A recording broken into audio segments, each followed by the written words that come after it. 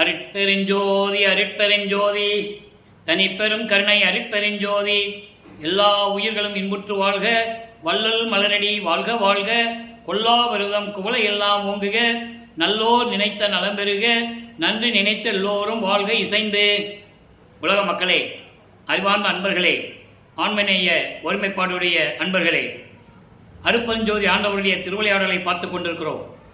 அருட்பெருஞ்சோதி ஆண்டவர் ஆதியும் அந்தமில்லா தோன்றிய இறைவன், சுயமாக தோன்றிய இறைவன், ஜோதி வடிவில் இருக்கின்ற இறைவன். இந்த பிரபஞ்சத்திலே எத்தனையோ திருவிளையாடல்கள் அருட்பெருஞ்சோதி ஆண்டவர் செய்திருந்தாலும் கூட கலியுகத்தினுடைய கடைசி திருவிளையாடல் 1823ஆம் ஆண்டு தொடங்கி 1874, அதாவது 30/1/1874 இரவு 12 மணி வரையிலும் அருட்பெருஞ்சோதி ஆண்டவருடைய திருவிளையாடல் தொடர்ந்து கொண்டிருக்கிறது. அருட்பெருஞ்சோதியுடைய திருவிளையாடலை நமது பிள்ளை பெருமானவர்கள் திருவருட்பாவிலே ஒவ்வொரு பதிகத்திலிருந்தும் ஒவ்வொரு திருமுறையிலிருந்தும் தெளிவாக நமக்கு அருளியிருக்கிறார்கள்.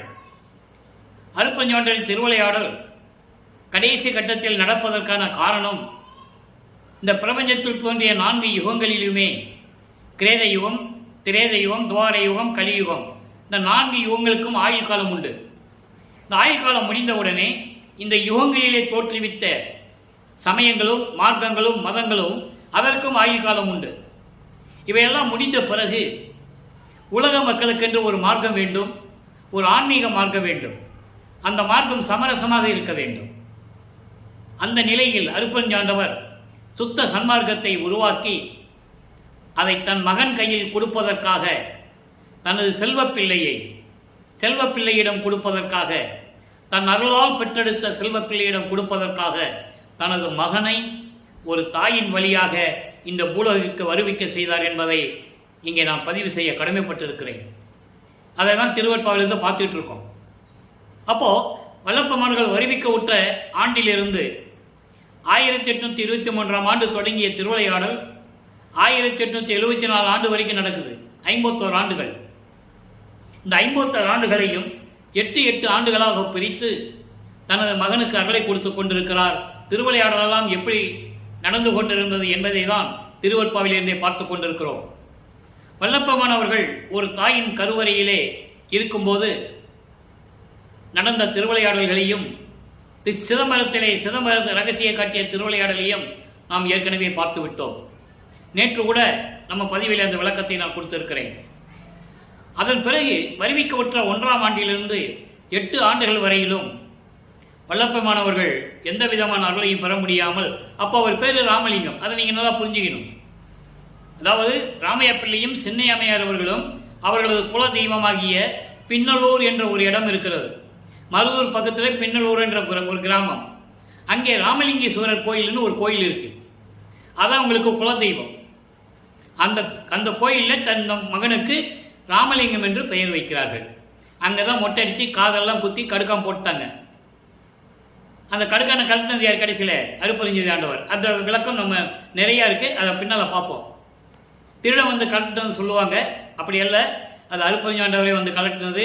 இவர் கடுக்கான் போடும்போது அங்கே சொல்லிட்டார்.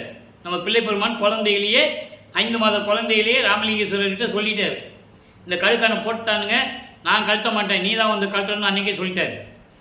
ஆக இந்த நிலைகள் எல்லாம் இருக்கும்போது 1ஆவது ஆண்டிலிருந்து 8 ஆண்டுகள் வரைக்கும் எந்த விதமான அருளும் கிடைக்கவில்லை. அப்போ தான் அவருக்கு மனம் ஒரு நிலையில் இல்லை, அமைதியை நாடுகிறார். பள்ளிக்கூடத்துக்கு போனால் படிக்க இஷ்டம் இல்லை, மனம் இல்லை. அங்கே தான் இறைவன் மனசை தூண்டி விட்டுருக்காரு. அப்போது அதனால் ஏற்பட்ட கஷ்டங்கள் துன்பங்கள் எல்லாம் எத்தனையோ உண்டு. அதெல்லாம் பாடல்களை சொல்லியிருக்கிறார்கள். அதை நாம் படிப்படியாக பார்த்து கொண்டிருக்கிறோம். 9ஆவது ஆண்டு தொடக்கத்தில், அதாவது ஈரெட்டில் 2வது எட்டில் 9ஆவது ஆண்டு தொடக்கத்தில் இறைவன் அவர் முன் தோன்றி மகனே, நீ என்னால் வருவிக்க விட்டவன் என்ற நிலை மட்டும் உனக்கு தெரிந்தால் போதும், ஞானத்தை கொடுத்து விட்டு செல்லுகிறேன், மீதியெல்லாம் முன்பருவம் பின்பருவம் காட்டி உனக்கு அருள் குடிப்பேன் என்று சொல்லி மறைந்து விடுகிறார். அதன் பிறகு இவருக்கு மறைப்பு நிலை ஏற்படுகிறது. மறைப்பு நிலை நீங்கிய பிறகுதான் அவர் எப்படியெல்லாம் இருந்தார்ன்றதை பாடலில் சொல்லிட்டு இருக்காரு, அதை நம்ம பார்த்துக்கிட்டு இருக்கோம். இப்போ அவருக்கு மறைப்பு நிலை ஏற்படுகிறது. அவருக்கு எதுவுமே தெரியாது. அருட்பெருஞ்சாண்டவர் யாருன்னு தெரியாது, சுத்த சன்மார்க்கம் என்னன்னு அவருக்கு தெரியாது. சமயங்களும் மதங்களும் மார்க்கங்களும் சூழ்ந்திருந்த காலகட்டங்களில் இவர் ஒரு சைவ குலத்தில் இருந்து வந்ததனால் சிவபெருமானை இறைவன் என்று வழிபட்டு கொண்டிருக்கிறார். உலகமே அதான் நினைச்சிட்டு இருக்கு. அவர் ஒரு சைவ சமயத்தின் தலைவன் சிவபெருமான். பல பெயர்களிலே பல ஊர்களிலே பல வடிவுகளாக இருந்து கொண்டு வழிபட்டு கொண்டிருக்கிறார்கள். அவர்கள் ஒரு கருத்துக்கு ஏற்றபடி உருவங்களை அமைத்து ஆலயங்களை அமைத்து வழிபாட்டு முறைகளை அமைத்து மக்களை வழிபட செய்து விட்டார்கள். அன்று முதல் இன்று வரை அதான் நடந்துட்டு இருக்கு. அப்ப இந்த நிலைகள் எல்லாம் இருக்கும்போது இறைவனிடம் முறையீடு செய்கிறார். எப்படி முறையீடு செய்கிறார் என்பதை தான் 1ஆம் திருமுறையிலிருந்து நாம் பார்த்து கொண்டிருக்கிறோம். 1ஆம் திருமுறையை திருவருள் முறையிலிருந்து பார்த்து கொண்டிருக்கிறோம். திருவருள் முறையீடு மொத்தம் 232 பாடல்கள். இதுவரை 206 பாடலுடைய விளக்கத்தை பார்த்துருக்கோம். இன்னைக்கு 207. இது முடிந்தவுடனே 1ஆம் திருமுறையிலே அடுத்த பதியத்துக்கு நம்ம போவோம். வடிவுடை மாணிக்க மாலை, வடிவுடை மாணிக்க மாலையை பார்த்துட்டு 2ஆம் திருமுறையிலே எழுத்தறியும் பெருமானை மாலை பார்த்துட்டு இதெல்லாம் பெண்டிங்கில் இருக்கு. பார்த்துட்டு 3ஆம் திருமுறையிலே எப்படி இவரை பார்த்து சிவபெருமான் திருவழியாக ஓடுறார் என்று பார்க்க போகிறோம். சிவபெருமான் ஓடுவார் இவரை பார்த்து. மக்கள்கிட்ட யாரும் சொல்லலாம், அதனால யாருக்கு தெரியாது. பாடலில் சொல்கிறார் எப்படி ஓடினாருன்னு. சிக்கலை கடைசி வரைக்கும் இவர்கிட்ட சிக்குனா நம்ம தப்பிக்க முடியாதுன்னு அவருக்கு தெரியும் சிவபெருமானுக்கு. அந்த நிலையெல்லாம் நம்ம பார்க்க போகிறோம். 4ஆம் திருமுறையிலே பிரசாத மாலையும் பத்தி மாலையும் இருக்கிறது, அபராத மன்னிப்பு மாலை இருக்கிறது. அதன் பிறகு 6ஆம் திருமுறையிலே நிறைய இருக்கிறது பார்க்க போகிறோம். நடராஜபதி மாலை, சற்பொருமணி மாலை, அனுபவ மாலை, இப்படி நிறைய உண்டு. இப்போ திருவருள் முறையீடிலே இறைவனிடம் முறையீடு செய்யும்போது அவர் 9வது ஆண்டிலிருந்து 16 ஆண்டுகளுக்குள் இருந்து கொண்டிருக்கிறார். 2வது எட்டில் இருக்கிறார். நல்லா புரிஞ்சுக்கணும் நீங்க. அப்போ என்ன முறையீடு செய்கிறார் என்பதை நீங்க இப்ப பாடலில் பாருங்க. இடைக்கொடி வாமத்து இறைவா, இடைக்கொடி வாமத்து இறைவா, மெஞ்ஞானிகட்கு இன்ப நல்கும் விடைக்கொடி இயந்தும் வளத்தாய், நின் நாமம் வியந்து உரையார் கடைக்கொடி போல கதறுகின்றார், பொய்கதையவர்த்தம் புடைக்கொடியில் அன்றி புல்லால் எயிலை புனைபவரே. இது பாடல். பாடல் உங்களுக்கு விளங்காது, ஆனால் எளிமை. இறைவன் கொடுத்த விளக்கம் மிகவும் எளிமையாக இருக்கும். நல்ல கவனிங்க. தாவர கொடி போன்ற மெல்லிய இடை உடைய உமையாலை இடது பக்கமாக கொண்ட இறைவனை. அதான் புராணங்கள் சொல்லுது, ஆகமங்கள் சொல்லுது, வேதங்கள் சொல்லுது. இடது பக்கத்தில் பார்வதியும் பரமசிவனும் பார்வதி இருந்தால் பார்வதி எப்படி இருப்பா? இடது பக்கத்தில் இருப்பா. உடம்பை சரிபாதியாக கொடுத்தது. அதை இங்கே சொல்றாரு. அப்படி மெஞ்ஞானிகளுக்கு இன்பம் தரும், மெஞ்ஞானிகளுக்கு இன்பம் தரக்கூடிய இறைவன் காளை கொடி ஏந்தி வாகனம் மீது, காளை வாகனத்து மீது வருகின்றார். அதையும் சொல்லிட்டாரு. உன்னுடைய பெயரை உள்ளன்போடு சொல்லி வணங்காதவர்கள், உன்னுடைய பெயரை உள்ளன்போடு சொல்லி வணங்காதவர்கள் படர்வதற்கு கொம்பு இல்லாமல், ஒரு கொடி எப்படி தவிக்குமோ, தாவரக்கொடி, ஒரு கொடி ஒரு கொடி படர வேண்டும் என்றால் அதுக்கு ஒரு கொம்பு இருக்கணும், அதுக்கு ஒரு வசதியான ஒரு இடம் இருக்கணும். அப்போதான் அந்த கொடி மேலே படர முடியும். அப்படி படர்வதற்கு கொம்பு இல்லாமல் தவிக்கும் தாவர கொடி போல அடைக்கலம் இல்லாமல் யாரிடம் போய் அடைக்கலம் அடைவது என்று சொல்லி கதறிக்கொண்டிருக்கிறார்கள். அவங்களுக்கு தெரியல அப்படின்னு சொல்றாரு. உன்னை உள்ளன்போடு வணங்காதவர்களுக்கு அன்பை பெறுவதற்கு, உன்னுடைய அன்பை பெறுவதற்கு தெரியவில்லை. எப்படி இருக்காங்கன்னா, தாவர கொடி படர்வதற்கு கொம்பு இல்லாம அந்த கொடி எப்படி தவிக்கும் அதுபோல இருந்து கொண்டிருக்கிறார்கள். பொய்கதை பேசுபவர்கள் பொய்கதையை பேசிக்கிட்டே இருக்கிறாங்க. அப்படி அவங்க எப்படி இருக்கிறாங்கன்னா, கட்டுவதற்கு கயிறுக்கு பதிலாக புல்லால் கூரையை மேய நினைப்பவர்கள் போல இருக்கிறார்கள். ஒரு கூரையை மேய வேண்டும் என்றால், ஒரு கூரையை ஓலக்கொட்டாய அப்படி மேயணும், அதை ஓலக்கொட்டாயை போடணும். அப்படின்னா கயிறுக்கு பதிலாக ஒரு புல்லை வச்சு மேஞ்சா எப்படி இருக்கும்? அது நிற்கும்? அது நிற்காது. அது போல அவர்கள் துன்பப்பட்டு கொண்டிருக்கிறார்கள். நான் அப்படி அல்ல. இதை சொல்றதுக்கு தான் இவ்வளவு சொல்றாரு. உன்னை உள்ளன்போட யாரும் வணங்குறது இல்லை. பிற எப்படி அவங்களுக்கு அருள் கிடைக்கும்? அவங்க எப்படி இருக்கிறாங்கன்னா, படர்வதற்கு பிடி இல்லாமல், ஒரு கொம்பு இல்லாமல் தாவர கொடி எப்படி அந்த கொடி தவிக்குமோ அதுபோல தவித்துக் கொண்டிருக்கிறார்கள். அதோடு மட்டுமல்ல, கூரையை மேய்வதற்கு கூரையை மேய்வதற்கு கயிறு இல்லாம ஒரு புல்லு இருந்தா போதும் அப்படி நினைக்கிறாங்க பாருங்க. அந்த மாதிரி இருந்து கொண்டிருக்கிறார்கள். நான் அப்படி அல்ல. எந்த நேரமும் உள்ளன்போடு உன்னை நினைத்துக் கொண்டிருக்கிறேன். உன்னை தவிர நான் யாரிடமும் போய் அடைக்கலம் கேட்டதில்லை. நான் யாரிடம் போய் அடைக்கலம் கேட்பேன்? விரைவில் வந்து எனக்கு அருள்வாயாக என்று சொல்லி முறையீடு செய்கிறார். இப்போ நிலைகள் மாறும்போது இரண்டாம் திருமுறை உருவாகிறது. எப்படி உருவாகிறது? 13வது ஆண்டு தொடக்கத்தில் இவருக்கு ஞானம் கிடைச்சிருச்சு. ஞானம் கிடைத்தவுடனே 13வது ஆண்டு தொடக்கத்தில் திருவொற்றியூர் செல்லுகிறார். முதல்ல அப்பதான் போறார். நமது பிள்ளை பெருமானவர்கள் தியாகராஜ பெருமானை வழிபட்டு எப்படியாவது அருளை பெற்றுக்கொள்ள வேண்டும். ஏன்னா இவர் தான் சொல்லிட்டார்ல, இறைவனுடைய மகன் சொல்லிட்டு அவர் மறைஞ்சிட்டார். அப்ப எப்படியாவது அருளை பெற வேண்டும். போகும்போது சமயங்களும் மதங்களும் மார்க்கங்களும் சொல்லப்பட்ட நெறிகளை பின்பற்றி கொண்டு இருக்கிறார். சைவத்தின் அடையாளம் திருநீர் பூசுவது, உத்தராட்ச மலை போட்டுக்கிறது. சாமியாருங்க என்ன பண்ணுவாங்க? தாடி வலிச்சுட்டு சடை வளர்த்துக்கிட்டு காவி கூட போட்டுக்குவாங்க. நமது பிள்ளை பெருமான் அப்படி இல்லை. நல்லா கவனிக்கணும். இவருக்கு தெரியாமலேயே இவர் வெள்ளை துணிதான் உடுத்திக் கொண்டிருக்கிறார். யாரையும் குருவாக ஏற்றுக்கொண்டதில்லை. யார்கிட்ட போய் தீட்சை வாங்கினதில்லை. அதை நீங்க நல்ல மனசில் வச்சுக்கிட்டே வரணும். அப்பதான் இந்த திருவிளையாடலுடைய விளக்கம் உங்களுக்கு புரியும். இயற்கையாகவே இப்ப சைவ சமயத்தில் அடியார்கள் எப்படி இருக்கிறாங்க? கழுத்து நிறைய உத்தராட்ச மாலையை போட்டிருப்பாங்க, தாடி வச்சிருப்பாங்க, சடமுடி இருக்கும், காவி துணி போட்டுக்குவாங்க இல்லையா? இவர் அப்படி அல்ல. ஆக அந்த நிலையில் இருந்து கொண்டு இறைவனை வேண்டுகிறார். அங்கே இரண்டாம் திருமுறை உருவாகிறது.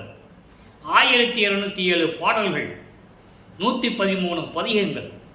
ஒவ்வொரு பதிகத்திலும் இறைவனிடம் எப்படி வேண்டுகிறார் என்பதை தான் நாம் தொடர்ச்சியாக பார்த்து கொண்டிருக்கிறோம். வல்லப்பமானவர்கள், நமது பிள்ளை பெருமானவர்கள் இப்போ எப்படி இருக்கிறாங்கன்னா 9வது ஆண்டிலிருந்து 16 ஆண்டுகளுக்குள் இருக்கிறார். அவருக்கு வயசு இல்லை. 9வது வயசுலேருந்து 16 வயசுக்குள்ள இருக்கிறார்னு நம்ம சொல்லக்கூடாது. அவர் வயது இல்லை. அவருக்கு பிறப்பு இறப்பு இல்லாதவர், ஒவ்வொரு யுகத்திலையும் இருந்தவர். அப்போ அந்த நிலையில் இருக்கும்போது எப்படி பாடல்கள் உருவாகிறத நம்ம பார்த்துட்டு இருக்கோம். 22 பதியங்களை நம்ம பார்த்துருக்கோம். அதில் 20வது பதியம் மட்டும் நிலுவையில் இருக்குது, பெண்டிங்கில் இருக்குது. அதான் எழுத்தறியும் பெருமான் மாலை. வடிவுடவை மாணிக்க மாலை 1ஆம் திருமுறையில் சொல்லும்போது, எழுத்தறியும் பெருமான் மாலையை சொல்லும்போது, 4ஆம் திருமுறையிலே பிரசாத மாலை சொல்லும்போது, 6வது திருமுறையிலே நடராஜபதி மாலை வரும். அப்படி சொன்னாதான் உங்களுக்கு அந்த 8 ஆண்டுகளுக்குள் எப்படி இறைவனுடைய திருவிளையாடல் நடந்ததுன்றது உங்களுக்கு புரியும். இப்போ 23வது பதியத்தை பார்த்துட்டு இருக்கோம். இன்னைக்கு கடைசி பாடல் திரு சாதன தெய்வத்தினம். திரு சாதன தெய்வத்தினம் என்பது இறைவனுடைய அருளை எப்படியாவது பெற வேண்டும். அதுக்கு என்ன சாதனம்? எப்படி முறையீடு செய்வது? எப்படி விண்ணப்பம் வைப்பது? தன்னை எப்படி இறைவனிடம் ஒப்படைப்பது? அந்த பதியத்திலே கடைசி பாடல் இன்னைக்கு பார்க்க போறோம். நல்லா கவனிங்க. தேவே நின் அடி நினையா வஞ்ச நெஞ்சத்தை தீமூட்டி சிதைக்க அறியே. தன்னை அப்படியே சரண்டராகிறார். இறைவனிடம் சிவபெருமானிடம் சரண்டராகிறார். வேற வழியே இல்லை அவருக்கு. அப்பதான் அதான் தெரியும் அவருக்கு. இறைவனால் வருவிக்க விட்டு தெரிஞ்சு போச்சு. அப்படியே சரண்டராகிறார். தீமூட்டி சிதைக்க அறியேன் செதுக்கு இல்லேன் கோவே நின் அடியார் தம்மை கூடா பொய்மை குடிகொண்டேன் புலை கொண்ட கொடியேன் அந்தோ நாவு ஏற நினைத்து துதியேன் நலம் ஒன்றிலே நாய் கடைக்கும் கடைப்பட்டேன் நன்றுகிறோருக்கு ஈவு ஏதும் அறியேன் ஈங்கு என்னை அந்தோ என் செய்யினும் போதாதே எந்தாய். இது பாடலுடைய விளக்கம் பாருங்க அன்பர்களே. நான் ஏற்கனவே கூறியது போல இறைவனுடைய திருவிளையாடலை கதையாக சொல்லலாம், கற்பனையாக கூட சொல்லலாம். அதில் இந்த வள்ளலார்களுக்கு உடன்பாடு இல்லை. திருவற்பாவிலே இறைவனுடைய நிலையையும் எப்படியெல்லாம் அருட்பெருஞ்சோதி ஆண்டவர் தன் மகனுக்கு அருளை கொடுத்தார் என்பதையும் ஒவ்வொரு பாடலின் மூலமாக நாம் தெரிவித்து மக்களுக்கு விளக்கி சொல்ல வேண்டும். அதுக்கு தான் திருவற்பாவை நமக்கு அருளி இருக்கிறார்கள். இப்ப இந்த பாடலுடைய விளக்கம் பாருங்க. தேவே இறைவா, உன் திருவடியை நினைக்காத இந்த கொடிய மனதை தீ மூட்டி அழித்தாலும் பரவாயில்லை, அழித்தாலும் பரவாயில்லை, செதுக்கு இல்லேன், சீவி எரியவும் எனக்கு மனசு இல்லை, என்னால் முடியல. கோவே, நீ அடியாருக்கு அடியார் தம்மை கூடா பொய்மை குடிகொண்டேன், உன்னுடைய அடியார்களிடம் சேராது பொய்யான செயல்களை செய்து கொண்டிருக்கின்றேன், பாவ வினைகளை சுமந்து கொண்டிருக்கிறேன், பாவ வினைகளை சுமந்து கொண்டிருக்கிறேன், புலை கொண்ட கொடியே நந்தோ, தீய செயல்களையும் செய்து கொண்டிருக்கிறேன்.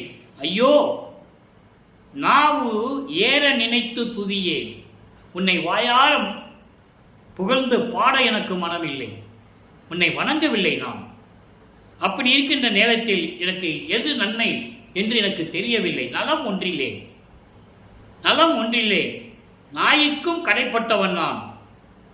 என்னை அடைந்தவருக்கு, என்னை வந்து அடைந்தவருக்கு என்னிடம் கொடுப்பதற்கு எதுவும் இல்லை, என்ன கொடுப்பதென்றும் தெரியவில்லை, எதுவும் இல்லை, என்ன கொடுப்பதென்றும் தெரியவில்லை. இந்த பூலோகத்தில் என்னை நீ வருவிக்க செய்துவிட்ட பிறகு அதான் இங்குன்னு சொல்ற. இங்கு பூலோகத்தில் என்னை வருவிக்க செய்த பிறகு ஐயோ, இந்த நிலையில் நான் இருக்கின்றேனே, என்னை என்ன செய்தால் தகும், என் செய்யணும் போதாதே, என்ன செஞ்சாலும் போதாதுப்பா. என் மனசை தீ மூட்டி கொளுத்தினாலும் சரி, இல்லை சீவி எரிஞ்சாலும் சரி, எப்படியெல்லாம் சொல்றார் பாருங்க.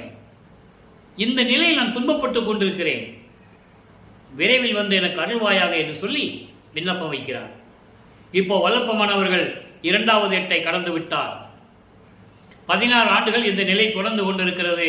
இவர் சென்னையிலிருந்து திருவொற்றியூருக்கு போக வேண்டியது, அங்கிருந்து திருமுல்லை வாயிலுக்கு போக வேண்டியது, மாசிலாமணி உருக வேண்டியது, அங்கிருந்து திருவள்ளித்தாயின்னு ஒரு இடம் இருக்கு, திருவள்ளத்தாயம்னு சொல்லி சென்னைக்குள்ளே ஒரு இடம் இருக்கு. இப்போ அம்பத்தூர் இந்த பிரிட்டானியா கம்பெனி பக்கம்னு சொல்றாங்க. அருப்பா படித்த பிறகு எனக்கு அந்த இடமே எனக்கு தெரியும், அதுக்கு முன்னால் எனக்கு தெரியாது. அப்போ அங்கேயும் போய் இறைவனை வேண்டுகிறார். ஒரு பிரயோஜனம் இல்லை, இனிமே எங்கேயும் போகக்கூடாதுன்னு முடிவு பண்ணிட்டார். திருவொற்றியூர் தவிர எங்கேயும் போகக்கூடாதுன்னு முடிவு பண்ணும்போது வல்லப்பெருமான் அவர்கள் 3வது எட்டில் இருக்கிறார். 3/24 3ஆம் திருமுறை உருவாகிறது. அங்கே 19 பதியங்கள், 235 பாடல்கள். இதுவரை நம்ம 17 பதியங்களை பார்த்துட்டோம். இப்போ 18வது பதியத்தில் 5வது பாடலை பார்க்க போகிறோம். அந்த 17 பதியங்களுடைய சுருக்கங்கள், சுருக்கமான ஒரு விளக்கம். ஏன்னா இன்னைக்கு புதுசாக பதிவு பார்க்குறவங்களுக்கு தெரியணும்ல. இவர் சென்னையிலிருந்து தியாகராஜ பெருமான் போக வேண்டியது, இறைவனை போற்றி போற்றி பாட வேண்டியது. முன்பை விட இவருக்கு காட்சி கொடுக்குறாரு. இப்போ அங்கே இருந்துட்டு காட்சி கொடுக்கறது அப்படியே மறைஞ்சு போயிடுது, திருப்பி தென்படுறது இல்லை. அப்போ இவர் மனநிலை எப்படி இருக்கும், அந்த மன குமுறலை, அந்த ஏக்கத்தை ஒரு நாரையிடம் சொல்லி தூது அனுப்பு போல நமக்கு பாடல்களை அறிவிப்பார்கள். தூது அனுப்புறார், நாரை திரும்பி வரல, போகுது திரும்பி வரல. அதே மாதிரி கிளிகளையும் தூது அனுப்புகிறார், கிளிகளும் போகுது திரும்பி வரல. அப்போ ஒரு புறத்தி பெண்ணிடம் போய் குறி கேட்கிறார்.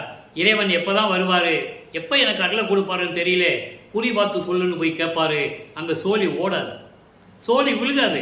எப்படி விழுகும்? அதுக்கப்புறம் ஒரு ஜோதிகிட்ட போய் ஜோதிஷம் பார்க்க போவார், ஜாதகம், ஒரு பிரயோஜனம் இல்லை. அதன் பிறகு தன்னை தலைவியாகவும் தோழியாகவும் நினைத்து எப்படியெல்லாம் பாடலை அருளியிருக்கிறார்கள் என்பதை பார்த்து கொண்டிருக்கிறோம். இன்று ஆற்றா விகரம் பதிகம் 18 5வது பாடல். தன்னை தலைவியாகவும் இறைவனை தலைவனாகவும் வர்ணனை செய்து ஒரு தோழியிடம் சொல்லுவது போல அவருடைய மனக்குமுறலை, மன ஏக்கத்தை மக்களுக்கு தெரிவிக்கிறார். நல்லா கவனிக்கணும். சோமன் நிலவும் தூய் சடையார், சோமன் நிலவும் தூய் சடையார். சோமம் என்றால் பிறைச்சந்திரன். பிறைச்சந்திரனை சடையில் சூடிக்கொண்ட இறைவன். அதுக்கப்புறம் சொல்லில் கலந்த சுவையானார், இனிமையாக பேசக்கூடியவர். அவர் பேசினாலே போதும், அந்த சொல்ல இனிமை இருக்கும். இனிமையாக பேசக்கூடியவர். சேமம் நிலவும் திருவொற்றி தேவர். திருவொற்றி என்ற ஊரை பாதுகாத்து கொண்டிருப்பவர், பாதுகாவலர். திருவொற்றியூர் என்ற ஊருக்கு பாதுகாவலராக இருக்கக்கூடிய இறைவன்.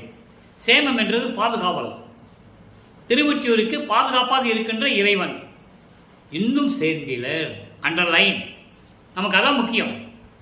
அதுக்கு முன்னாடி இறைவனை பற்றி சொல்றாரு. தோழியிடம் சொல்றாரு, திரைச்சந்தனை சடையை சூடியவர், பேசினா அவ்வளவு இனிப்பா பேசுவார், சுகமா இருக்கும், பேசும்போது சுகமா இருக்கும், திருவொற்றியூருக்கு காவலாக இருக்கிறாரு. அப்படிப்பட்ட இறைவன் இன்னும் என்னிடம் வந்து சேரவில்லை. அப்போ 24 ஆண்டுகள் வரைக்கும் இறைவனிடமிருந்து எந்த அருளையும் அவர் பெற முடியவில்லை. ஆனால் சில இடங்களில் இறைவன் இவருடைய சக்தியை மற்றவங்களுக்கு புலப்படுத்தி இருக்கிறார். அது உலகியலிலே வந்த செய்திகள், செவிவெளி வந்த செய்திகள். இவர் பாம்பை கடிக்க வருவதும், இவரை பார்த்தவுடனே கடிக்காமல் திரும்பி சொல்லுவதும், மழை பெய்யும் போது இவர் மேல் மழை பெய்யாமல் இருப்பதும் மற்றவர்களுக்கு தெரியுதில்லை. இது மற்றவர்கள் இவரை பற்றி உணர வேண்டும் என்பதற்காக, தன் மகனுக்கு மரியாதை கிடைக்க வேண்டும் என்பதற்காக, எல்லோரும் தன் மகனை மதிக்க வேண்டும் என்பதற்காக மறைமுகமாக திருவிளையாடல் செய்து கொண்டிருந்தார். அதை நீங்க நல்லா புரிஞ்சுக்கணும். அதெல்லாம் பாடலில் வராது. இருந்தாலும் செவிவெளி வந்த செய்திகளை நாம் அதுக்குள்ள போய் விளக்கமா பேச வேண்டாம், குறிப்பா சொன்னா போதும். இதெல்லாம் இந்த மாதிரிலாம் நடந்திருக்கு.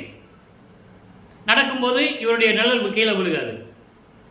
இவருக்கே தெரியாது என்ன தேகம்னு தெரியாது. அப்போ அவருக்கு பின்னால்தான் சொல்லுவாரு, போகா புனல் வேகாக்கால் சாகாத்தலை. போகா புனல் சுத்த தேகம், வேகாக்கால் புராண தேகம், சாகாத்தலை ஞான தேகம். அது பின்னால் தான் சொல்லுவார். அப்போ இவர் நடந்து போனா நிழல் கீழே விழுகாது, போட்டோ எடுத்தோம்னா பிரிண்ட் விழுகாது. இப்படியெல்லாம் நடந்திருக்கு. இது இவரை அறியாமலேயே இறைவன் கொடுத்த செயல்களால் நடந்து கொண்டிருக்கிறது. அப்போ அந்த நிலையில் இருக்கும்போது 3ஆம் திருமுறையில் இந்த பாடல் பாருங்க. இப்படியெல்லாம் இருக்கின்ற இறைவன் இன்னும் சேர்ந்திலர். நான் தாமம் அருள்வீர் என்கினும், நான் தாமம் அருள்வீர் என்பினும் இத்தருணத்து இசையாது என்பாரேல், இசையாது என்பாரேல். ஏம முளையாய், ஏம முளையாய் என்பது அழகான மார்புகளை கொண்ட என் தோழி, அதாவது இளம் மங்கையை இளம் தோழியை என்று சொல்லுகிறார். என் செய்வேன் என்னை மடவார் இகழாரோ, பெண்கள் எல்லாம் என்னை இகழ்ந்து பேச மாட்டார்களா என்று கூறுகிறார்.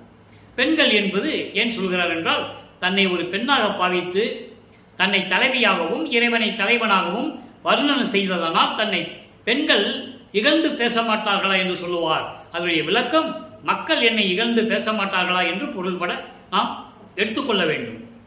இப்போ இந்த பாட்டை விளக்கம் பாருங்க. இன்னும் சேரலன்னு சொல்லிட்டாரு. நான் போய் என்னை மாலையிடுங்கள், என்னை மணந்து கொள்ளுங்கள் என்று நான் சொன்னால் அது ஒரு பெண்ணாக இருப்பதாக சொல்லுகிறார். என்னை மாலையிடுங்கள், என்னை மணந்து கொள்ளுங்கள் என்று சொன்னால் அந்த நேரத்தில் முடியாது என்று சொல்லிவிட்டார். இசையாது என்பாரே, இசையாது என்பாரே, முடியாது, அதெல்லாம் முடியாது அப்படின்னு சொல்லிட்டா பக்கத்தில் இருக்கிற பெண்கள் எல்லாம் என்னை பார்த்து சிரிப்பாங்களே அப்படின்னு சொல்றேன். ஆக பாடலுடைய மைய கருத்து, இப்படிப்பட்ட இறைவன், திரைச்சந்தனை சடையில் சூறிக்கொண்ட இறைவன், இனிமையாக பேசக்கூடிய இறைவன், திருவொற்றியூருக்கு பாதுகாவலாக இருக்கக்கூடிய இறைவன் இன்னும் எனக்கு அருளை கொடுக்கவில்லை. அது மீறி நான் அவர்கிட்ட போய் அவர் என் முன்னால் தோன்றி நீ எனக்கு அருளை கொடுங்க அப்படின்னு நான் கேட்டா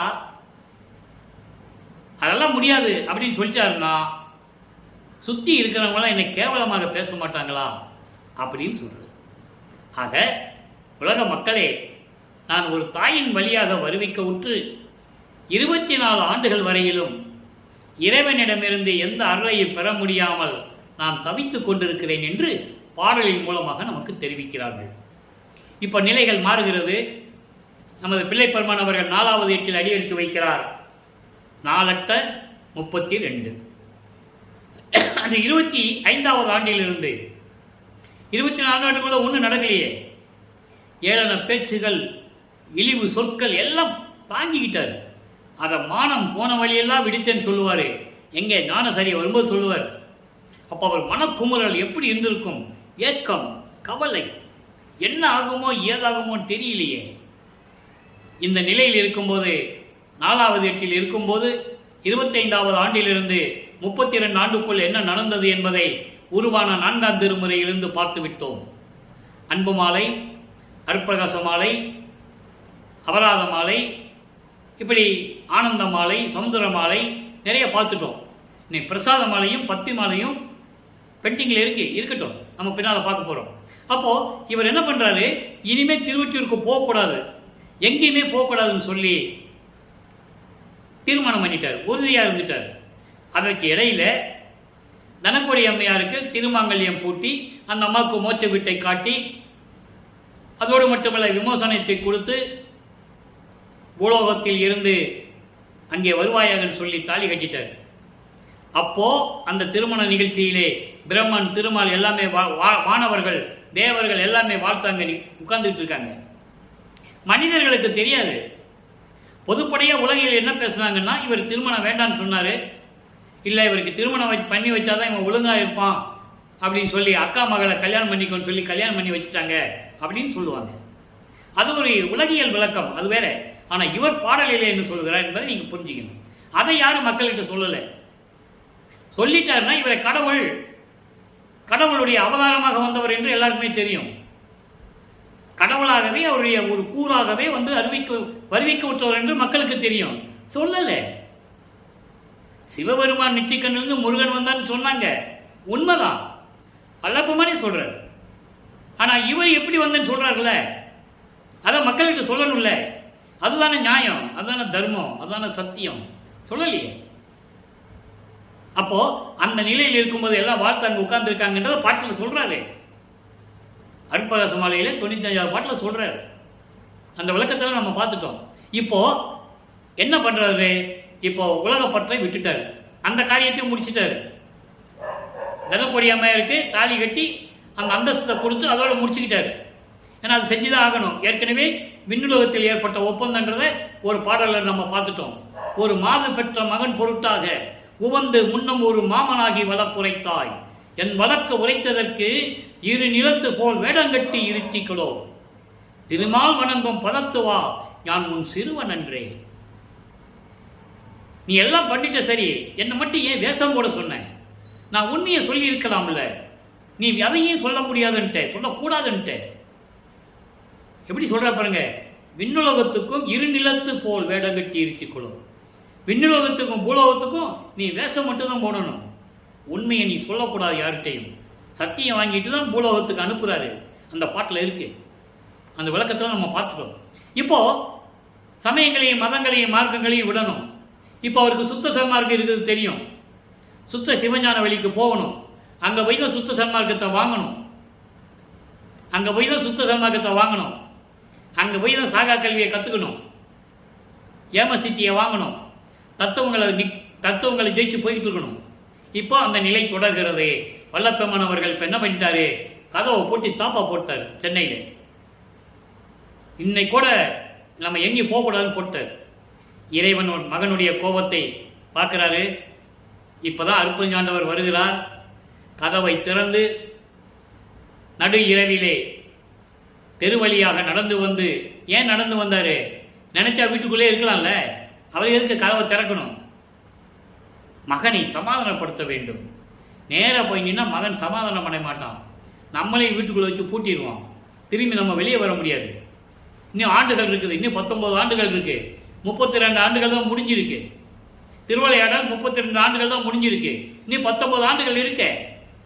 அதனால மகனை சமாதானப்படுத்த வேண்டும். அதே நேரத்தில் மகனுக்கு அருளை கொடுக்க வேண்டும் என்று கருதி விண்ணுலகத்திலிருந்து மண் உலகத்திற்கு நடந்து வந்து, தெருவழியாக நடந்து வந்து, கால்வலிக்க நடந்து வந்து எங்க அப்பா கொடுத்தாருன்னு சொல்லுவாரு. 100 பாடல்ல சொல்லுவாரு. அந்த விளக்கத்தில் நம்ம பார்த்துட்டோம். எப்படி அருளை கொடுத்தாருன்னு பார்ப்போம். எல்லாம் கொடுத்தாச்சு. இப்போ கொடுத்தாச்சு. 32 ஆண்டுகள் முடிஞ்சு போச்சு. 33வது ஆண்டிலிருந்து 40 ஆண்டுகளுக்குள், அதாவது 5வது 8 என்ன நடந்தது என்பதை பார்த்து விட்டோம். 33வது ஆண்டு தொடக்கத்தில் நேராக தத்துவங்களை கடந்து அந்தங்களை கடந்து அண்டங்களை கடந்து போய் சுத்த சிவஞான வழிக்கு போயிட்டு இருக்காரு. அங்கே தன் மகனை வரவேற்று, அருட்பெருஞ்சோதி ஆண்டவர் தன் மகனை வரவேற்று, பொற்றவையும் சிற்றவையும் கூடிய சத்தியஞான சபை அங்கே இருக்கிறது.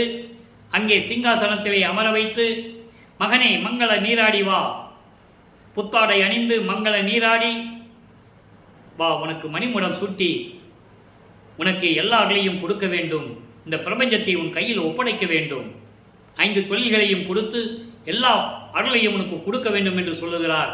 அதே போல இவரிடம் எல்லாவற்றையும் ஒப்படைத்துவிட்டு, மகனே பூலோகத்திற்கு சென்று வா, இன்னும் 19 ஆண்டுகள் இருக்கிறது, உலகில் இருக்கின்ற மக்களுடைய பசியின் கொடுமையை நீக்க வேண்டும், ஜீவகாருண்ய ஒழுக்கம் என்ன என்பதை உலக மக்களுக்கு தெரியப்படுத்த வேண்டும், அதன் பிறகு இன்னும் நிறைய வேலைகள் தான் நடக்க வேண்டியது இருக்கிறது, நீ பூலோகத்துக்கு சென்று வாய் என்று சொல்லி அனுப்பிவிடுகிறார். அதான் முன்பருவம் பின்பருவம் காட்டி அருள்வேன் என்று சொன்னது பாடல்களிலே உண்டு, அருப்பாவிலே எல்லா விளக்கங்களும் உண்டு, யாராலும் மறுக்க முடியாது. அப்போ அந்த நிலையில் இருக்கும்போது வல்லப்பமானவர்கள் எல்லாவற்றையும் பெற்றுக்கொண்டு சென்னையிலிருந்து கிளம்பி நேராக அங்கே போயிட்டு அங்கிருந்து நேர கருங்குழிக்கு வர, கருங்குழியிலே 9 ஆண்டுகள் தங்கியிருக்கிறார்கள். அங்கே தன் தந்தையும் அருப்பெருஞ்செய் ஆண்டவர் மகனும் எப்படி உரையாடினார்கள், எப்படியெல்லாம் அருளை பெற்றுக்கொண்டார் என்ற விவரங்களை எல்லாம் நாம் அந்த 5வது எட்டிலே பார்த்து விட்டோம். இப்போ 6வது எட்டம் தொடங்குகிறது. 6வது எட்டு என்பது வல்லப்பமானவர்கள் வருவிக்க உற்று 41வது ஆண்டிலிருந்து 48 ஆண்டுகளுக்குள் என்ன நடந்தது என்பதை தான் இப்போ நம்ம பார்த்துக்கிட்டு இருக்கோம். அப்போது கருங்குழியை விட்டு வெளியே வரணும். கருங்குழியை விட்டு வெளியேறி பார்வதி வரும் மக்கள் தானமாக கொடுத்த அந்த இடத்தில் ஒரே நாளிலே தர்மசாலையை நிறுவி அன்றைய அணைய அடுப்பை மூட்டி பசியோடு இருக்கிறவங்களுக்கு பசி ஆற்றுகிறார், பசியை போக்குகிறார். அங்கே ஜீவகாருண்ய ஒழுக்கம் உருவாகிறது. ஜீவகாருண்ய ஒழுக்கத்தை பற்றி நம்ம பின்னால் பதிவு போட போகிறோம்.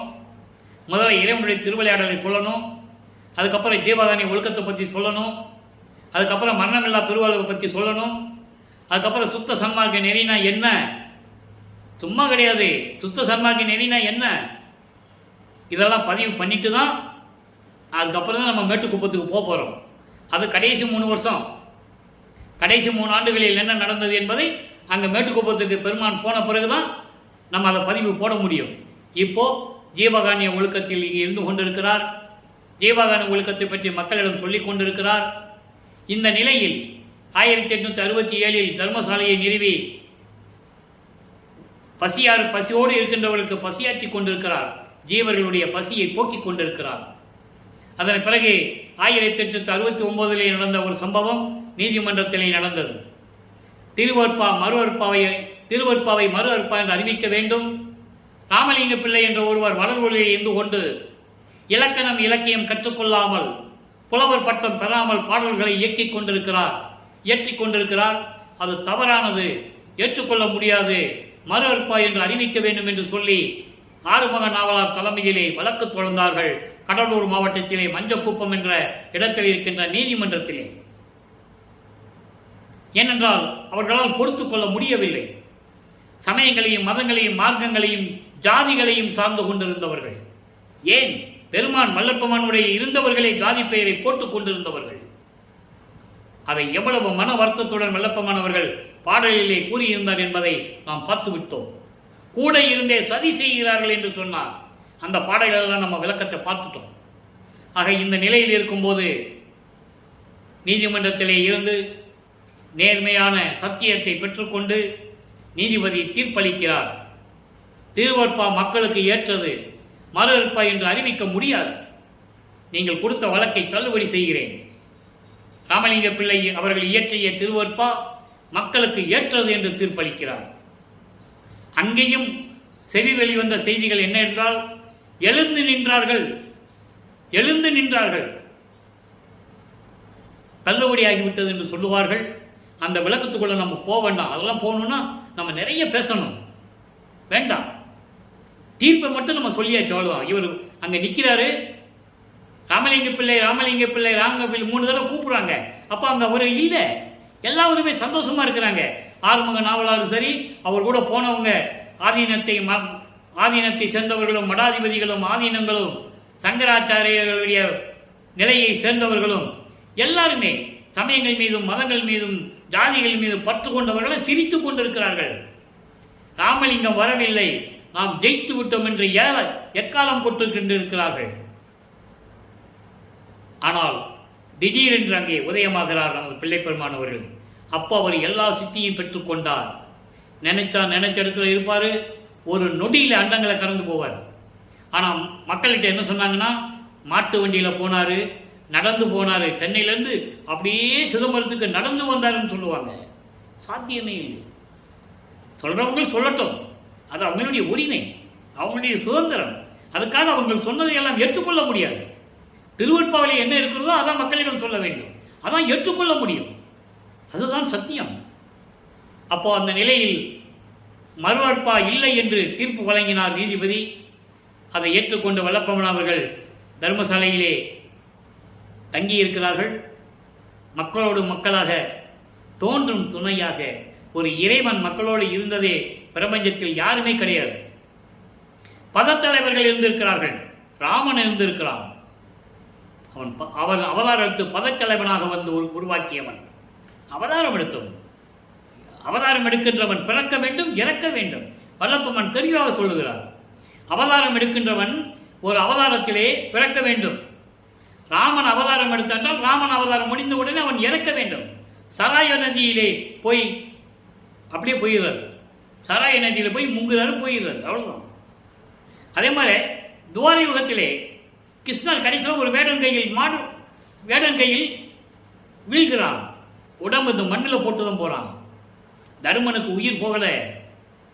கிருஷ்ணன் கிட்ட கேட்கிறான் தர்மர், இது கதை இல்லை, திருவெட்பாவில் இருக்கு, அந்த விளக்கத்தில் நான் கொடுத்துருக்கேன், திருவெட்பாவில் இருக்கு. இதை ஏன் சொல்றேன்னா, அவதாரம் எடுக்கின்றவர்கள் இறக்க வேண்டும், காலத்தின் கட்டாயம், அது கடவுள் நியதி. ஆனால் வல்லப்பமன் அப்படி அல்ல, ஒவ்வொரு யுகத்திலையும் இருந்தவர். கலியுகத்தில் மக்களோடு மக்களாக இருந்ததனால் அவர் நான் இந்த அறைக்குள்ள போகிறேன், கூட்டிக்கங்க அப்படின்னு சொல்லிட்டு போறார். அவர் ஏற்கனவே மறைவாக இருந்தவர், ஏற்கனவே கடவுளாக இருந்தவர், இருக்கின்றவர், இருக்க போகின்றவர். அதை நீங்க புரிஞ்சுக்கிறதுக்காக இந்த உதாரணத்தை சொல்றேன். அப்போ தர்மனுக்கு உயிர் போகல. கிருஷ்ணர்கிட்ட சொல்றாங்க, அவங்க உயிருக்கு போராடிக்கிட்டு இருக்கான் பக்கத்துல. மீதியெல்லாம் மாண்டு போனார்கள். பீமன், அர்ஜுனன், சகுலன், நகாதேவன் எல்லாம் போயாச்சு, உயிர் போயிடுச்சு. கிருஷ்ணனுக்கு உயிர் போகல, தர்மனுக்கு உயிர் போகல. தர்மன் கேட்கிறாப்புல கிருஷ்ணன் கிட்ட, கிருஷ்ணா என் உயிர் போக மாட்டேன், என்ன பண்றது? அது யாருக்கு தெரியும்? ஒளி ரூபத்தில் ஒருத்தன் இருக்கிறான், நம்மளை படைத்தவன், அவனை தவம் பண்ணு அப்படின்னு சொன்ன உடனே அவன் சிவபெருமான். அந்த காலத்தில் சிவபெருமான் தானே, அருப்பறிஞ்சவர் யாருக்கு தெரியும்? அவர் வருகிறார், ஒளி ரூபத்தில் வருகிறார், வணங்குகிறான். இறைவா, என் உயிர் போகவில்லையே, நான் என்ன தவறு செய்தேன் என்று தருமன் கூறுகிறான். நீயா தவறு செய்யவில்லை? மனைவியை வைத்து பாடக்காய் ஆடினாயே, சூதாடினாயே கேட்கிறான். அதனால உனக்கு உயிர் போகலை. இப்போ நான் என்ன பண்றது? நான் ஒரு மிதிக்கிறேன், உன் உயிர் போயிடும். திருவெட்பாவில் இருக்கு, கதை அல்ல, திருவெட்பாவில் இருக்கு. இந்த விளக்கத்தை நான் சொல்லியிருக்கேன், திருவருள் முறையீடிலே இருக்கு, அந்த விளக்கம் ஏற்கனவே வந்திருக்கு. இதை ஏன் சொல்றேன்னா, அவதாரம் எடுக்கின்றவர்களும் இறக்க வேண்டும். ஆனால் வருவிக்க ஒற்றவர் நமது பிள்ளை பெருமான் அப்படி அல்ல. இந்த பிரபஞ்சத்திலேயே வருவிக்க ஒற்றவர் ஒரே ஒருவர் தான் நமது பிள்ளை பெருமான் அவர்கள். அவர் பேர் செல்வப்பிள்ளை. அருப்பறிஞர் ஆண்டவர் தன் மகனுக்கிட்ட பெயர் செல்வப்பிள்ளையாக ஒவ்வொரு யுகத்திலேயும் இருந்தவர். ஏனாதான் எனினும் யான் அம்மையின் அடியே நான் அறிந்தேன், இதயம் மலர்ந்தேனே, அன்றே என்னை அடியனாக்கி ஆண்ட ஜோதியே. இது மெய்யர்கள் வியப்புல இருக்கு. அன்றே பிரபஞ்சம் தோன்றிய காலத்திலிருந்தே உனக்கு நான் அடியனாக இருந்தவன் தானே. தெளிவா சொல்ல, புதுமைய நல்லேன் தொன்று சொட்டு உனது பூங்குழலுக்கு அன்பு கூண்டவன். தொன்று சொட்டுன்னு சொல்லுவார். ஒவ்வொரு யுகத்திலையும் நான் உங்ககிட்ட இருந்தவன் தானே. உன்னை நம்பிதானே பூலோகத்துக்கு வந்தேன். நான் போக முடியாதுன்னு தான் சொன்னேன்.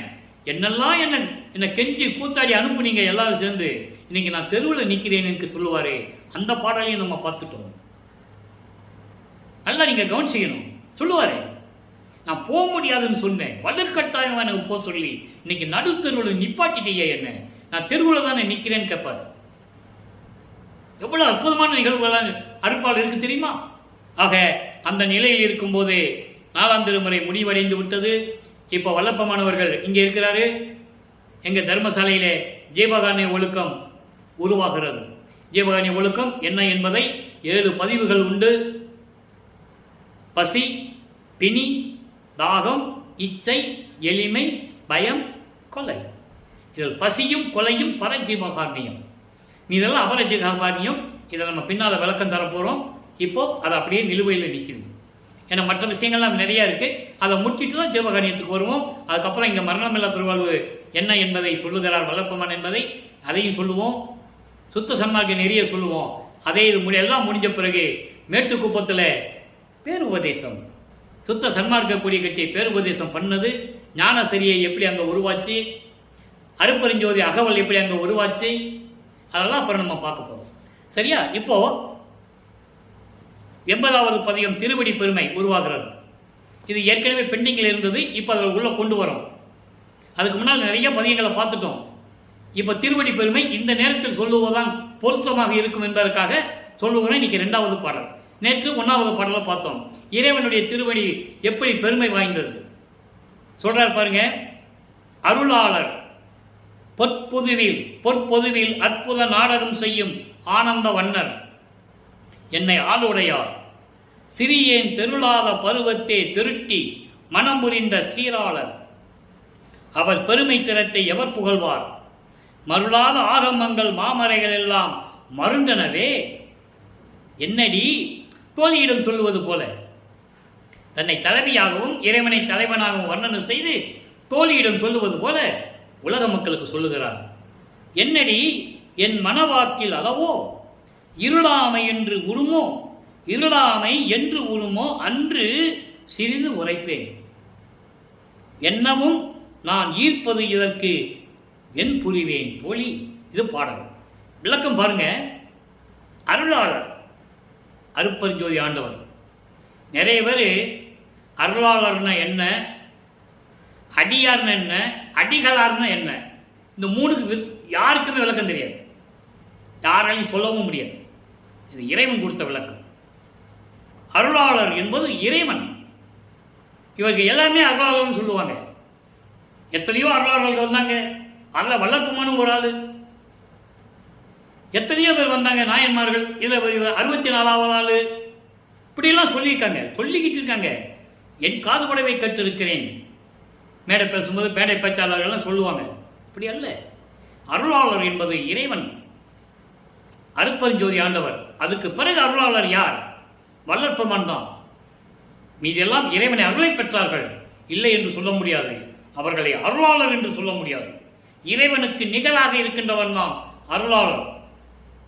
இதெல்லாம் அடியார்கள், இறைவனால் ஆட்கொள்ளப்பட்டவர்கள், அடியார்கள். அந்த நிலையில தான் எல்லாரையும் சொல்லணும். அருப்பெருஞ்சோதி ஆண்டவர் பொற்றவையிலே அற்புதமாக திருவிளையாடல் செய்யும் ஆனந்தமாக அருப்பெருஞ்சோதி வடிவிலே இருக்கின்றவர். அவர் என்னை ஆளுடையார், என்னை ஆட்கொண்டவர். சிறியேன் தெருளா பருவத்தே. எந்த பருவம்? 9வது ஆண்டு. பக்குவம் இல்லாத வயதில் இந்த சிறியவன், பக்குவமில்லாத வயதில் நான் தெருவிலே விளையாடி கொண்டிருந்த போது என்னை ஆட்கொண்டார். அப்ப என்ன அர்த்தம்? 9வது ஆண்டில் என்னை ஆட்கொண்டார் என்று சொல்லுகிறார். அதைத்தான் நம்ம அங்கே திருவள்ளுவர் முறையீடில் பார்த்தோம். 2வது எட்டில் ஆட்கொண்டது சொன்னோம். தெருளாத பருவத்தை திருட்டி மனம் புரிந்து எனக்கு பக்குவத்தை கொடுத்து, என்னால் வருவி கூட்ட மகன் என்ற அருளை கொடுத்து, ஞானத்தை கொடுத்து என்னை ஆட்கொண்ட இறைவனே, அவருடைய பெருமையினுடைய வலிமையை யார் கூற முடியும்? யாராலையும் கூற முடியாது. ஆகமங்கள் சரி. ஆகமங்கள் என்பது சிவநெறி நூல்கள் 28, வேதங்கள் 4, அவைகளெல்லாம் சொல்ல முடியாது, மருண்டு போயிருக்கின்றன. மாயைகளையும் மயக்கங்களையும் மறந்து போயிருக்கின்றன. அவங்களுக்கு தெரியாது. அதோடு மட்டுமல்ல, என் மனதில் உள்ளதை நான் சொல்லுகிறேன். என் மனதில் உள்ளதை நான் சொல்லுகிறேன். அறியாமை என்று நீங்குமோ அன்று கொஞ்சம் சொல்றேன், அன்று சொல்லுகிறேன், ஒன்று சொல்லுகிறேன். இதை சொல்லுவதற்கும் இது சொல்லுவது கூட வெக்கமா இருக்குதுன்னு சொல்றேன். எவ்வளவு அற்புதமா சொல்றாரு பாருங்க. இறைவனுடைய பெருமையை யாரும் சொல்ல போறதில்லை. நான் சொல்றேன், நான் மனசுல பட்டதை நான் சொல்றேன். ஆனா இப்ப சொல்ல முடியாது. அறியாமை என்று நீங்குமோ அன்னைக்கு கொஞ்சம் சொல்றேன். அதை சொல்றது கூட எனக்கு வெக்கமா தான் இருக்கு. என்ன பண்றது என்று சொல்லுகிறார். அவருடைய நிலையை தெளிவாக நமக்கு கூறியிருக்கிறார்கள். ஆக இறைவனுடைய நிலையையும், அவர் தன்னை ஆட்கொண்டதையும், தன்னை 9வது ஆட்கொண்டு எப்படியெல்லாம் அருளை கொடுத்தார் என்பதையும், அவருடைய நிலையை தெளிவாக நமக்கு கூறியிருக்கிறார்கள் திருவடி பெருமை என்ற பதிகத்திலே. அடுத்து உலகிற்கு உய்வகை கூறல். நல்ல கவனிங்க.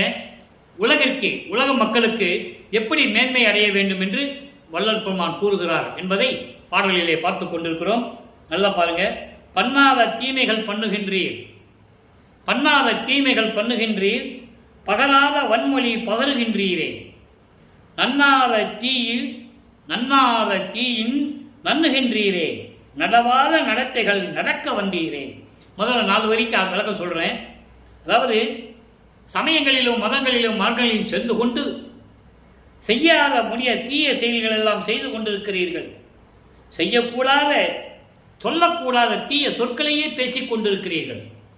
கடுமையாக பேசுகிறீர்கள், வன் சொற்களை எடுத்து வீசுகிறீர்கள். சமயங்களிலும் மதங்களிலும் மார்களில் இருந்து கொண்டு தீய காரியங்களை செய்து கொண்டிருக்கிறீர்கள். சேரக்கூடாத தீய சக்திகளிடம் சேருகின்றீர், தீய சக்திகளிடம் சேருகின்றீர். நடக்கக்கூடாத வழிகளில் நடந்து துன்பப்பட்டு கொண்டிருக்கிறீர். இதனால் காரணம் என்ன?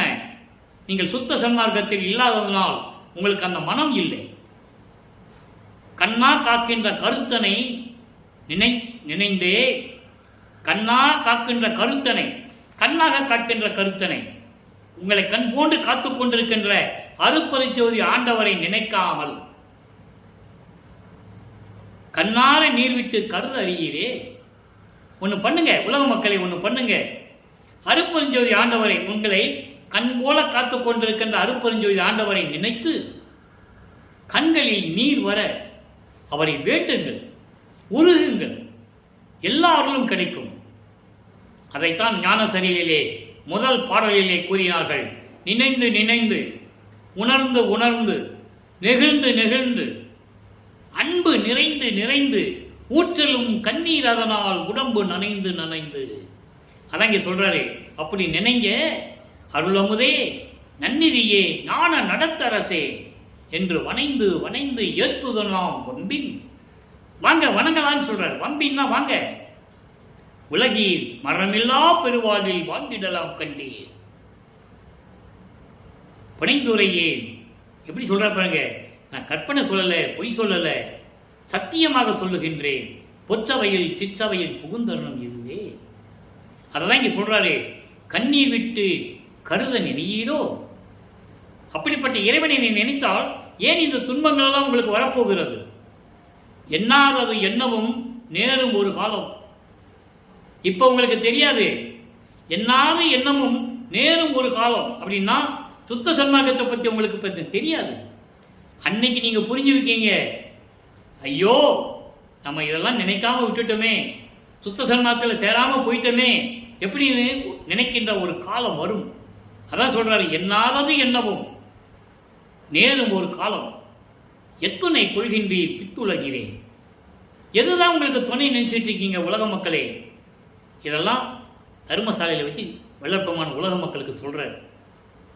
இந்த நிலைகள் மாறும்போது புனித குலம் 105வது பதிகம், புனித குலம் பெரும்பாறு புகழல், சுத்த சன்மார்க்கத்தை பெற்றுக்கொள்ளுங்கள் என்று சொல்லுவது. இன்னைக்கு 5வது பாடல். அதில் நல்லா கவனிங்க, அற்புதமான பாடல். எய்வகை சார் மதங்களிலே பொய் வகை சாத்திரங்கள் எடுத்து உரைத்தே, எமது தெய்வம் என்று கைவகையே கதறுகின்றீர்.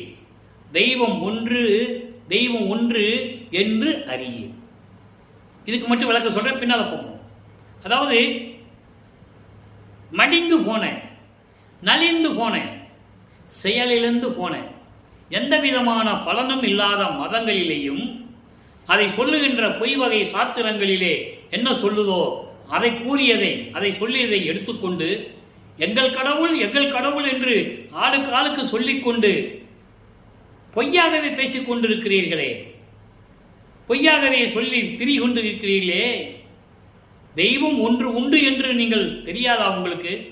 தெய்வம் ஒன்று உண்டு, அவர்தான் அருட்பெருஞ்சோதி ஆண்டவர். இந்த மதங்களிலும் சாஸ்திரங்களிலும் சொன்னபடி, ஆளுக்கு சொன்னபடி ஆளுக்கு ஒரு தெய்வம் சொல்றீங்க.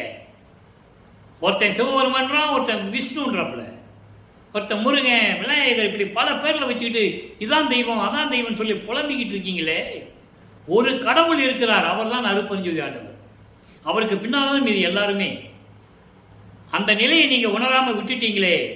கறி பிடித்து கலக்கமிட்ட பெரியனும் பெரிய.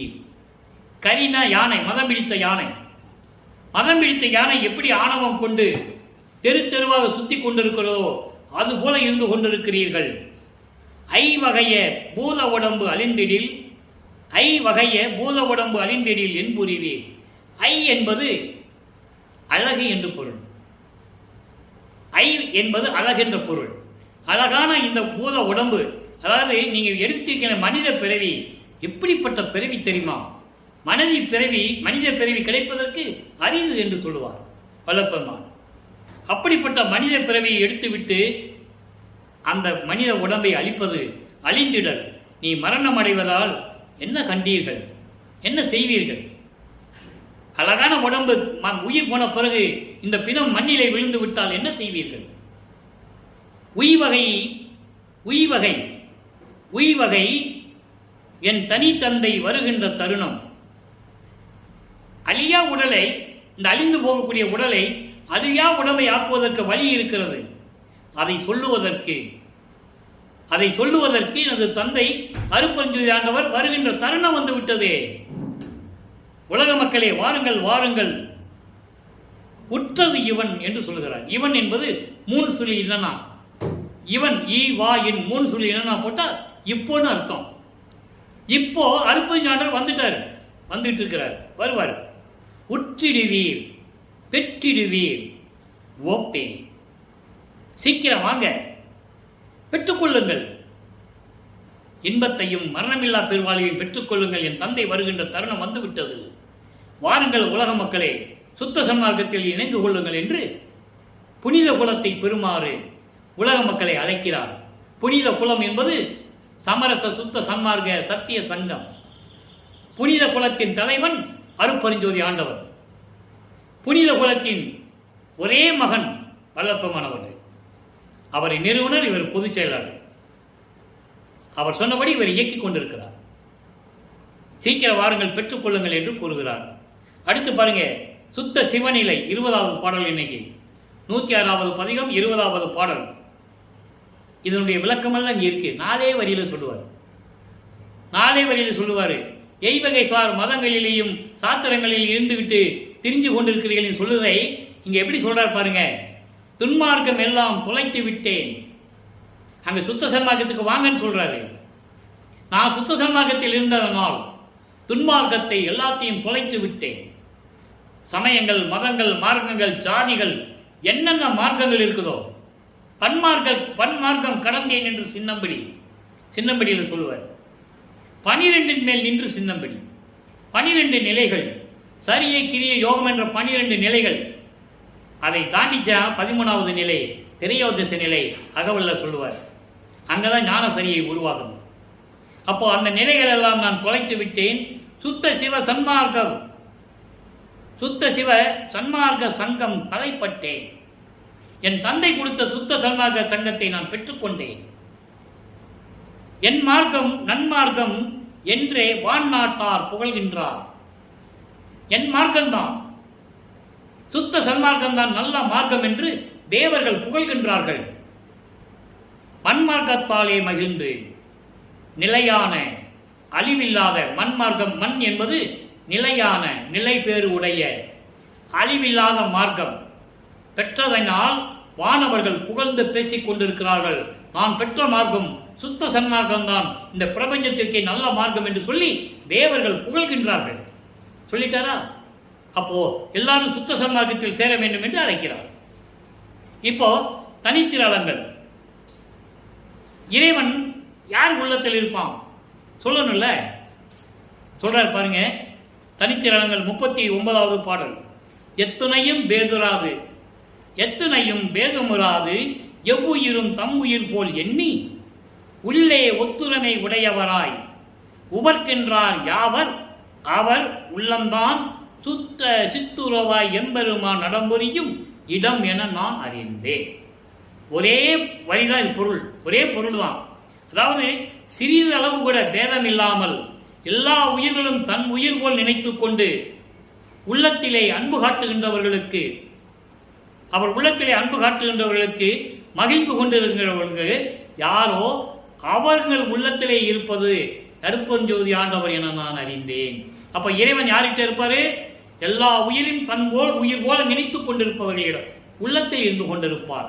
கொலையும் கொலையும் தவித்தவர்கள் எல்லா உயிரும் தன் போல் நினைச்சிட்டாங்கன்னா அவன் உயிர்களை கொலை செய்ய மாட்டான்ல. அதான் கான்செப்ட், அதான் லாஜிக். அதை நீங்க புரிஞ்சுக்கணும். எல்லா உயிரும் தன் உயிர் போல் நினைச்சிட்டாருப்பா அப்படின்னு என்ன அர்த்தம்? அந்த உயிர்களை கொலை செய்யக்கூடாது.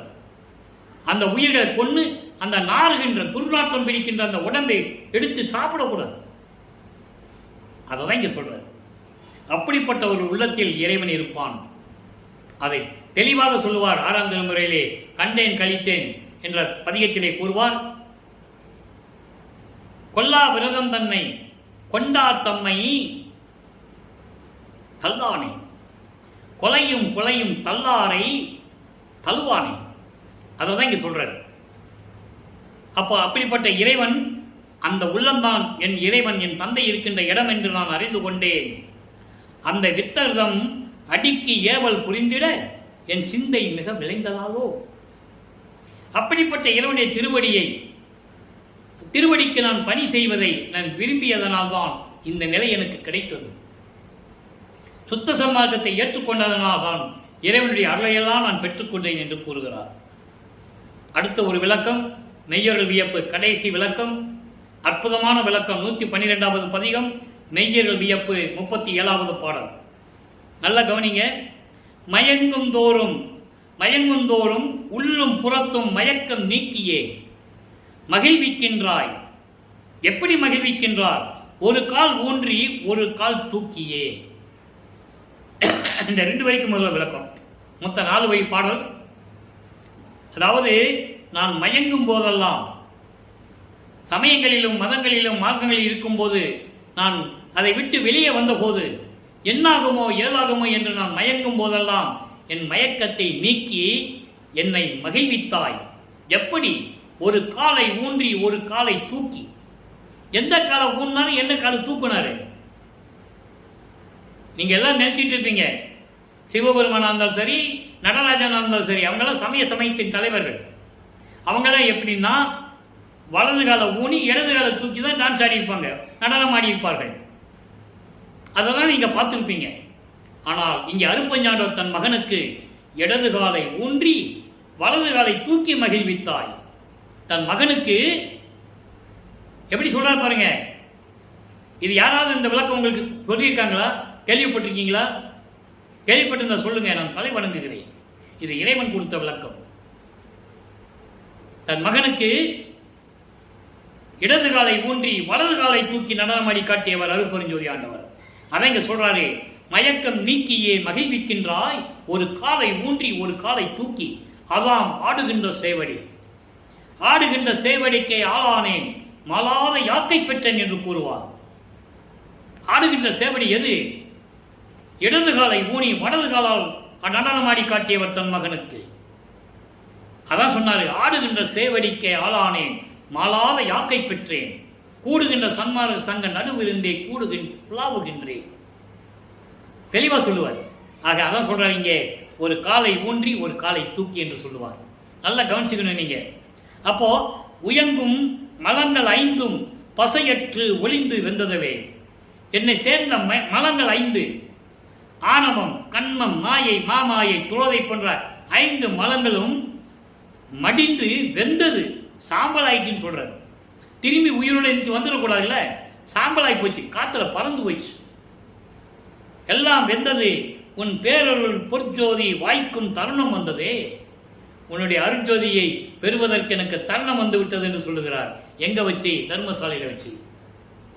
இன்னும் ஒரு சித்தி வளாகம் போகல, அதெல்லாம் நம்ம பின்னால பார்க்க போறோம். இப்போ அங்க என்னெல்லாம் நடந்தது என்பதை இந்த பாடல் தெளிவாக சொல்லிட்டாரு. ஒரு காலை ஊன்றி ஒரு காலை தூக்கி, அதாவது இடது காலை ஊன்றி வலது காலை தூக்கி நடனம் காட்டி என்னை மகிழ்வித்தாய் என்று சொல்லுகிறார் தன் மகனுக்கு. ஆக நண்பர்களே, இன்று நாம் பார்த்த அருட்பெருஞ்சோதி ஆண்டவருடைய திருவிளையாடலுடைய பதிவு விளக்கங்கள் எல்லாம் உங்களுக்கு மகிழ்வு கொடுத்திருக்கும் என்று நான் கருதுகிறேன். எனவே நீங்களும் எல்லாம் சேர்ந்து சுத்த சன்மார்க்கத்தில் இணைந்து ஜோதி வழிபாடை மேற்கொண்டு அருட்பெருஞ்சோதி அருட்பெருஞ்சோதி தனிப்பெருங்கனை அருட்பெருஞ்சோதி என்ற மகாமந்திரத்தை உச்சரித்து இறைவனுடைய அருளையும் செல்வங்களை எல்லாம் பெற்றுக்கொண்டு நீங்கள் வையகத்தில் வாழ்வாங்கு வாழ வேண்டும் என்று இறைவன் தயவாலயம் கருணையாலை வாழ்த்து விடைபெறுகிறேன். இந்த வள்ளலார் ஊழியன். மீண்டும் நாளை சந்திப்போம். நன்றி, வணக்கம். அருட்பெருஞ்சோதி அருட்பெருஞ்சோதி தனிப்பெருங்கருணை அருட்பெருஞ்சோதி. நாளையும் இறைவனுடைய திருவிளையாடல் தொடரும். கண்டு மகிழ்ந்து இறைவனுடைய அருளை பெற்றுக் கொள்ளுங்கள்.